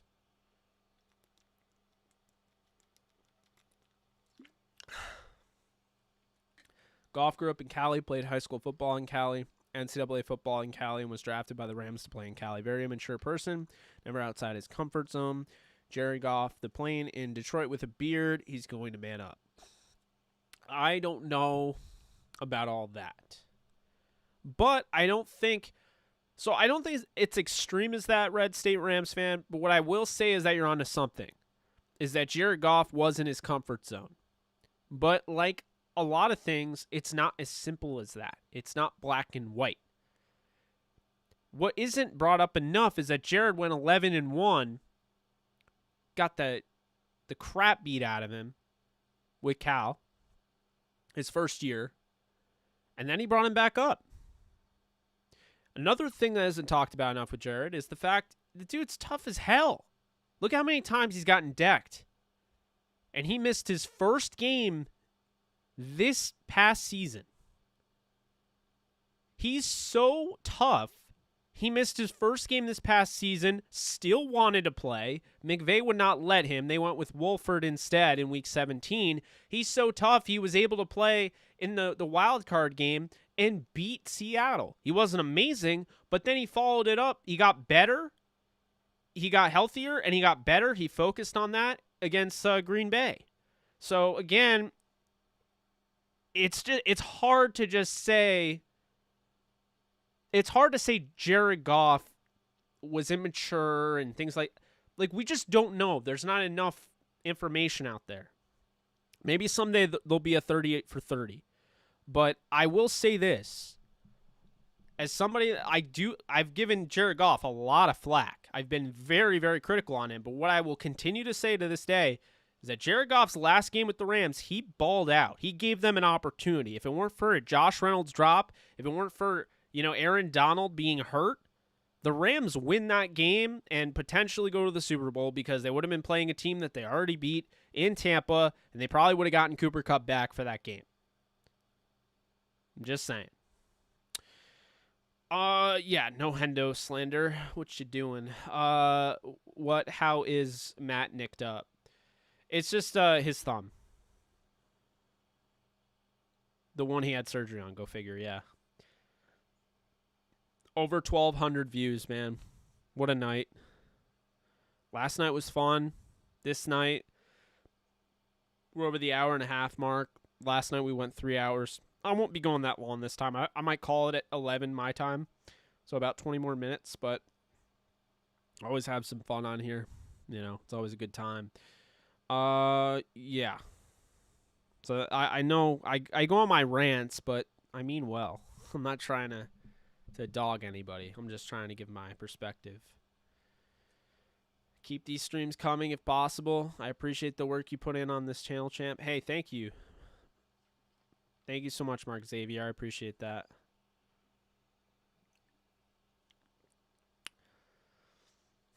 So you're saying you want another stream tomorrow? Is that what you're saying?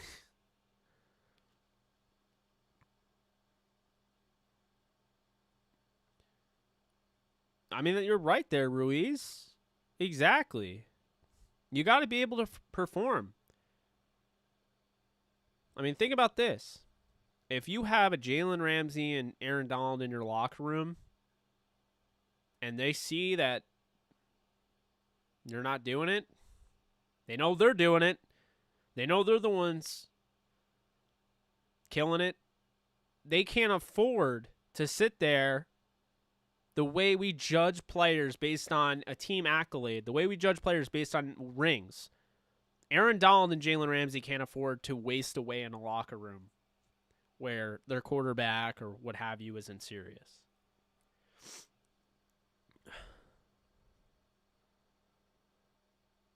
I will say, though, Cooks was great. Cooks is one of the more underrated wide receivers in football. He's constantly producing. The 1 year he didn't go over 1,000 yards. He had a concussion. Well, obviously his rookie year. But the 1 year following his rookie year with the Rams, 2019, he had a concussion. Jared Goff couldn't get him the football. His deep ball struggled mightily. And Cooks didn't even play the full season. They traded him away because Jared Goff couldn't hit Brandon Cooks. Cooks was fun, man.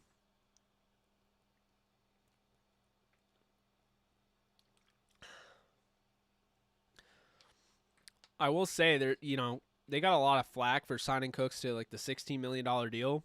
He was worth that. He was worth that. We could talk about the concussion all we want. Those were fluke hits. They were dirty. Tedrick Thompson went head on. I mean, I wouldn't call him injury prone.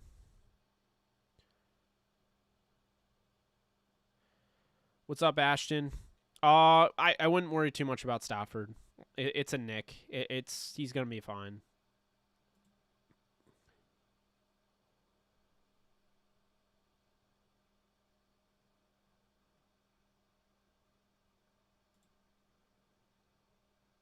Let's see. I'm curious if we have any news on anything.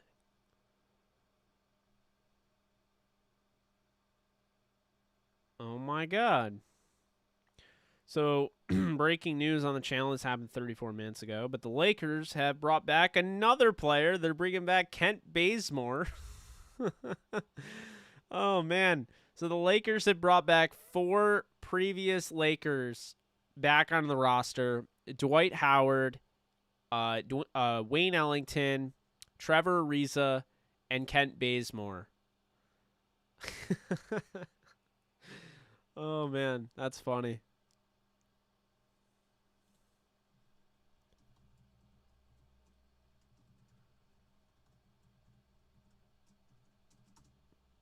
How about that? Pretty crazy. I'm not getting anything from Woj. Did I turn him off? I might have turned him off. He was tweeting out stuff I really didn't care about.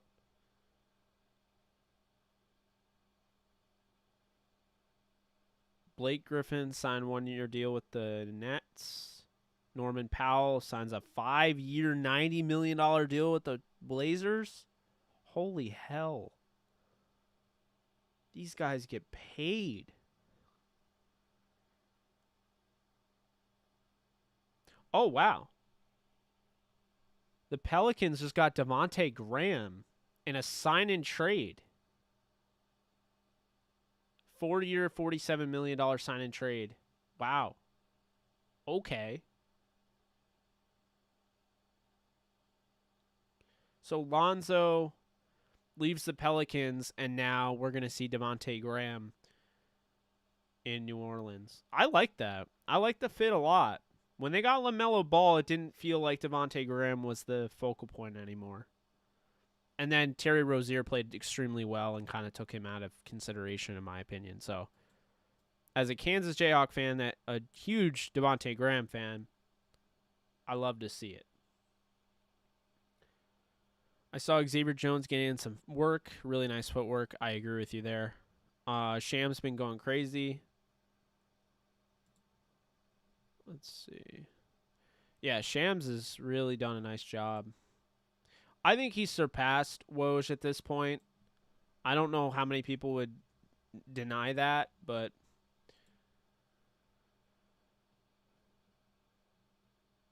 Bazemore turned down more money and years from the Warriors, but believes he will have a bigger role and opportunity to win a championship with the Lakers. Bazemore is clearly betting on himself.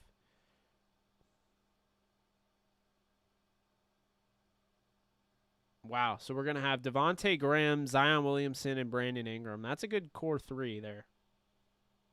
Pelicans might be some fun to watch. As much as I like Lonzo, he didn't shoot the way Graham does, so that's going to offer something that they didn't actively have. Yeah, that's it as far as news. I don't see anything on Stafford.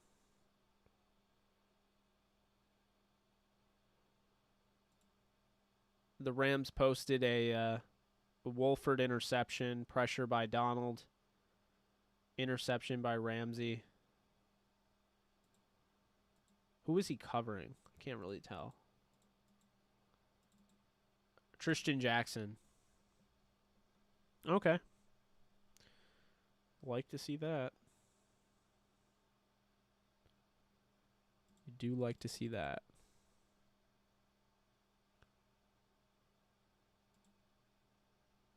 It wouldn't matter if Stafford begged. McVay would never let him take a snap in the preseason. Agree with you there. Gosh, I'm so annoyed. Stafford is too key of a player to get hurt.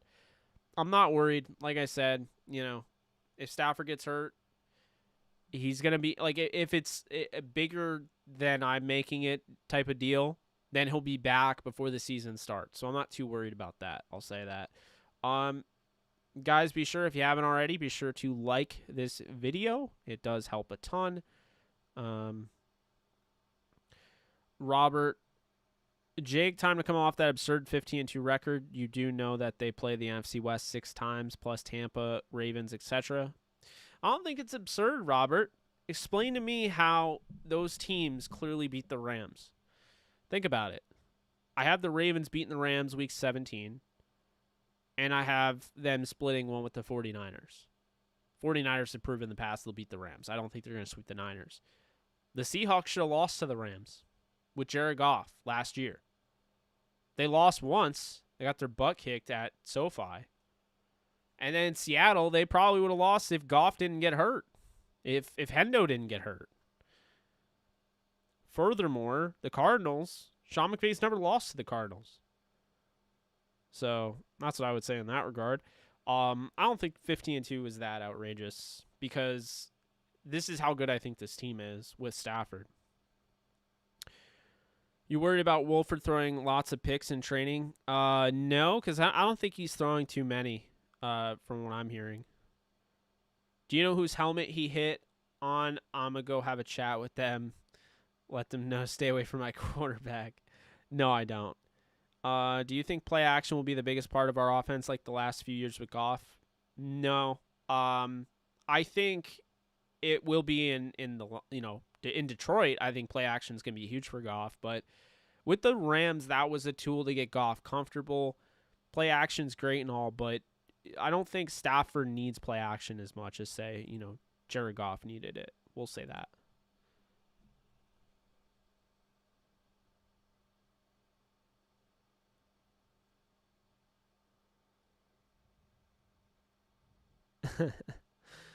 Oh, man. Well, we're at 1,400 views. We got another... Oh, never mind. That's the same thing Shams already tweeted out. All right, well, I'm curious about Carmelo Anthony and Rudy Gay and Patty Mills. We'll see where they go, but it sure would be cool if Patty Mills went to the Lakers.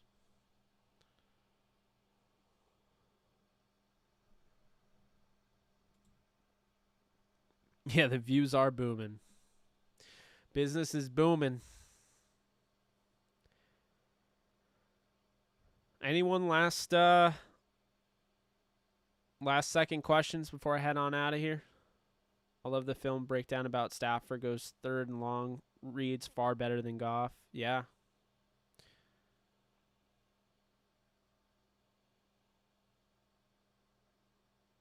Yeah, I know. Patty Mills apparently is going to every team in the league. We got quite a few roster spots to fill, too. Are you doing anything on Odyssey? Do you mean the game?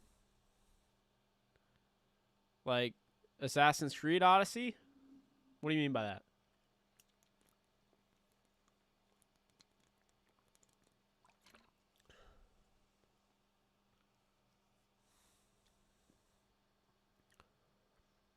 I think Van is about to explode too.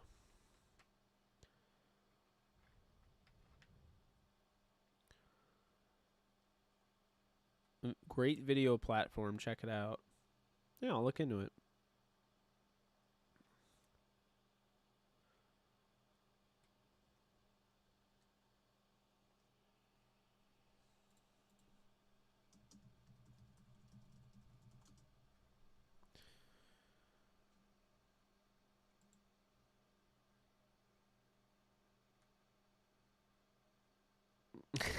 Stafford awakens. Venice Beach Basketball League. Fantasy.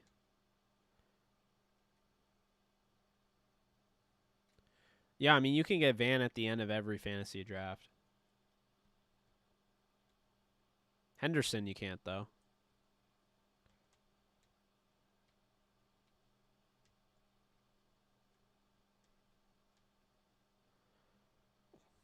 By the way, I don't even know what my ticker is.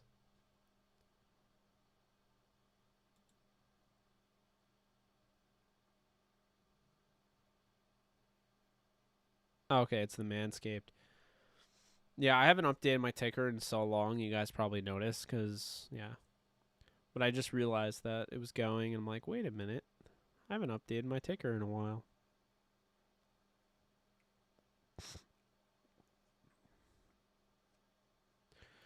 Yeah, I'm sure Dwight kind of wishes he didn't go to the 76ers. I mean, they got further than the Lakers, but I'm sure it felt weird. Making your last pick, Jacob Harris. Not bad. Top 5 artists. Ooh, let's see.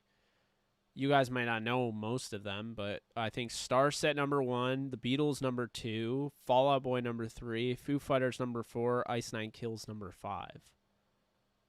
Probably say. Honorable mention goes to King's X. If you know any of those, let me know. If you guys have never checked out Starset, though, they are an awesome band. Who loves Starset? Hey, Ashton loves Starset. You guys like Starset? Bro, Starset's my favorite band. I've seen them 8 or 9 times. And Joe Mannix knows King's X? Damn. Why do we not talk music on here? Yeah, the next Starset album is supposed to be coming out in, what, October? So is the next Ice Nine Kills album. I'm seeing Fall Out Boy with Green Day and Weezer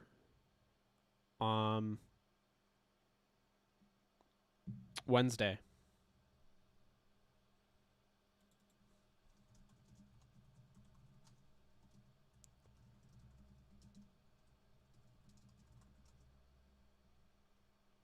Yes, Tapehead's great. That's a great album. I can't wait for their new record coming out. I don't know when it's going to be. Decipher Down, I remember them doing that one song, Crash. And I only remember that song because I watched the promo to the Hardy Brothers when WWE had Jeff Hardy versus Matt Hardy and like they broke up or whatever. They did for the promo for, you know, for one of their pay-per-views. I don't remember which one. I think it was No Way Out. They did a promo and it had the song Crash by Decipher Down. Kanye's good. I'm not like super into that type of music, but I can respect Kanye. Also got Will Smith's son rapping and he was awful. Oh, this is funny. I got a story for you. So I saw that same tour. I saw Fall Out Boy in Brooklyn at the Barclays Center. Fall Out Boy headlined. You had Black Bear, who was just terrible, and you had Jaden Smith. I now love Jaden Smith. Okay, I think Jaden Smith is awesome. He just goes by Jaden. But I love Jaden Smith. Then, though, Ashton, I know exactly what you're talking about. He was awful at the time. In my mind, now I'm a fan of his.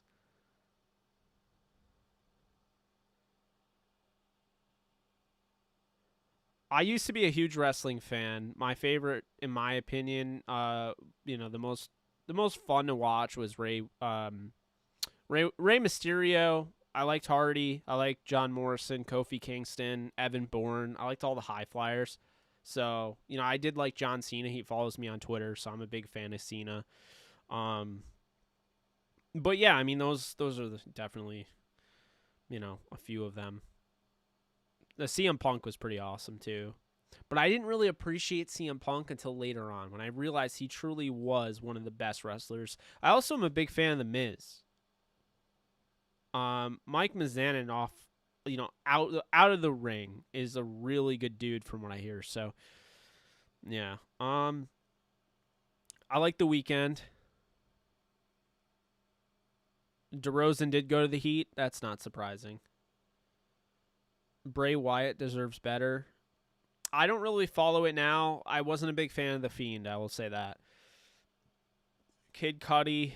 I'm not really a Kid Cudi fan, but when he collabed with Eminem, I thought that song was pretty good. System of a Down. They're funny for me. I'm not super into System of a Down, but some of their stuff makes me laugh. It's enjoyable. I like listening to it, like Chop Suey and, Intervention. Let's see. Absolutely sent him into space. Sublime. Sublime's cool. I don't like listening to them on the daily, but I think they're cool. I just got into this band. One of my close friends that I pretty much hang out with all the time. He got me into him. His favorite band, Enter Shikari. I don't know if you guys have ever heard of them, but I just found them and I was impressed. Sting, best wrestling character ever. Never really watched Sting. Punk was my guy. I remember when Punk won the Money in the Bank match, back-to-back WrestleManias. That was pretty cool. Jake, to be honest, it's gone down. If you end up watching again, don't watch Raw. Oh, yeah, I figured that. The thing that got me to watch was when they started pushing, it's weird, but they started pushing Rey Mysterio again. So I was confused as to why they were doing that all of a sudden. But I didn't hate it. HBK is the guy, though. Man, I used to be able to do that, like that kip up thing that he did when he would just like push himself, like do like a kind of flip up type of deal. I used to be able to do that. Now I can't. My favorite wrestlers are Eddie Guerrero, CM Punk, and Rey Mysterio. Rest in peace, Eddie. What did you say about Kareem Orr? Playmaker. I had a report on him because I watched his film when he was in college. I want to say he went to Chattanooga. I could be wrong. No, he went to Chattanooga. Yeah, that's right. Notre Dame High School. He's 24 years old. Yeah, because he was a UDFA who's picked up by the Titans. I wrote about him at one point. I actually have something posted about him. I'm going to look it up right now because I don't know if it's a huge thing, but... Oh, okay, this is interesting. On Downtown Rams, August 24th. Is that what it says? August 24th. My dad's birthday. 2017. Sleeper NFL draft prospects at each position you need to watch this season. So I had, let's see what I got here. Luke Falk. He ended up starting in the NFL at one point. LJ Scott. Sad Michigan State running back. Kind of reminded me of Le'Veon Bell. Didn't really get a chance. Dante Pettis ended up being my number one receiver that year. He wasn't entirely on the radar, so at the time that he was a sleeper. Ended up going in the second round. Mike Gesicki. His stock blew up after I wrote this article. Tyrell Crosby. He's on the Detroit Lions, drafted in the 5th round. He was a sleeper. Maurice Hurst. I don't know what he's doing, but he should have gone in the 1st round. He had a weird heart ailment, I think. Dorrance Armstrong Jr. from Kansas, I think is still on the Cowboys. If not, he's not in the league. Micah Kaiser. How about that? Micah Kaiser was in my sleeper article from 2017 before the season started. He's not a top-notch athlete by any means, but Micah Kaiser is the exact guy you want.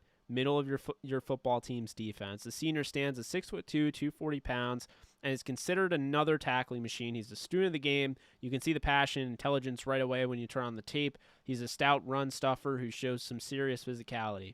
Kaiser is one of those players who isn't the fastest, strongest, biggest name, or the most impressive on the field, but it's the little things he does that makes such a huge difference. This player is instinctive and is able to dissect what is going on. Again, Kaiser isn't the greatest linebacker in the world and still struggles a bit in pass coverage, but overall, he's fun to watch and is a player that will likely be pushing towards the day 2 pick in the NFL draft.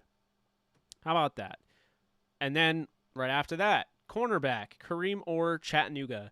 Yes, I know cornerback is wearing a Sun Devils jersey. It says Chattanooga up top. Unfortunately, I am not crazy. Kareem Orr has transferred to Chattanooga for personal reasons to mainly come back to his home state of Tennessee. You may not want to turn on ESPN3. You may want to turn on ESPN3 and watch No, actually, false. You may not want to turn on ESPN3 to watch Chattanooga, but I recommend giving them a watch since Orr is the type of talent worth tuning into a game of theirs. A game-breaking, explosive talent is a little shorter than the majority of the top corners at 5'11", 195. He offers serious speed and the hands to pick off passes, take any one of them to the house. Orr is a real dynamic player that the Sun Devils fans will miss instantly. There we go. I wrote about Kareem Orr. There's my report on Kareem. I mean, it wasn't extensive because I have probably that in my notes from that was 2017. So there's a chance it's on my old computer. It isn't on my old computer, so it's over there somewhere. I haven't actually used my old computer since I got my MacBook, which I don't even use anymore, really, because I have my Mac Mini. But yeah, I did write about Kareem Orr. Back to football. You think we'll sign D-Will? Potentially. Kareem Orr got mentioned a lot today. Could Kareem Orr start? Is he any good? I don't know if he could start. Nobody took your bait. Eddie, try again. This guy here, leave a like while you're at it. Yeah, what do you guys think about that? I'll post a link if you guys want to check it out. It's on Downtown Rams. It's an older article. Cole Reyes was my sleeper safety. I don't know what happened to him. But yeah, I think it was kind of funny. I had Micah Kaiser as a sleeper player and Kareem Orr.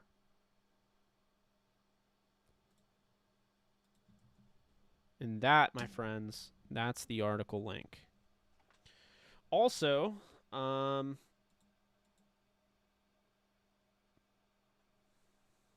see what I got here. We have 276 members on our Discord. So I'm going to be sending that also that link, dropping that. Be sure to join the Discord if you haven't already. Nolan would sign off on it. It's definitely the place to be. 1,600 views, man. Damn. Will you do an all 22 breakdown, either offense or defense? I'll try. Right now, Game Pass is down, so there's not really much I can do about that. But when it comes back up, I'll try and potentially get demonetized and not make any money off it. But, you know, I can definitely try and make that happen. So where did Jared Goff go? He went to the Lions. They have no defense, no offensive line. Sorry, but it's true. Eddie, who are you talking about?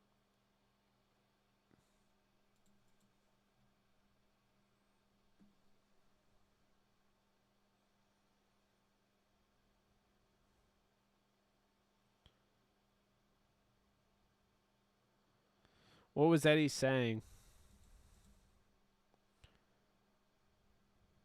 Oh, okay. I see what he's saying.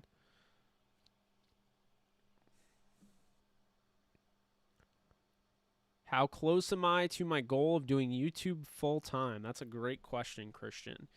In order to do YouTube full time, I have to make at least 40 grand for the year.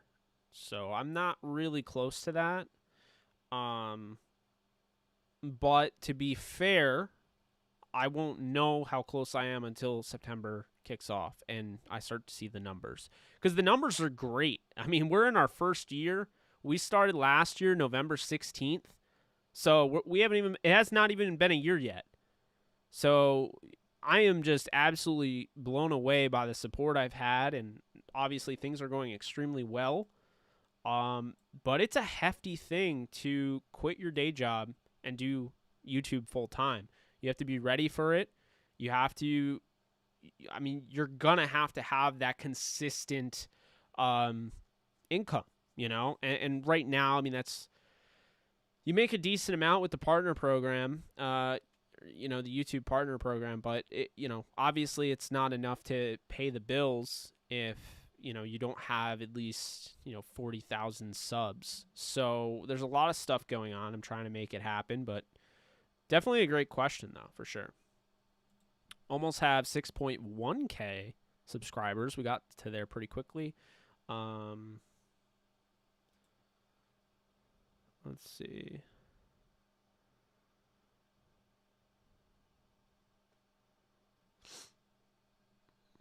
Yeah, I think we're gonna wrap it up here. Last night we didn't have as many views. So last night we got to like over 1,000. Tonight we're approaching 1,700. I could stay until 2,000, but to be honest with you, I'm getting pretty tired. I don't want my content, my quality of my content to go downhill because I'm getting tired. That's not fair to you. You're taking time out of your busy schedule to listen to me, watch me. So I'm going to make sure I only give you the best I can. But guys, if you like this, be sure to like it if you haven't. Madden, yeah, I'm down to play Madden, Ruiz. Madden is coming.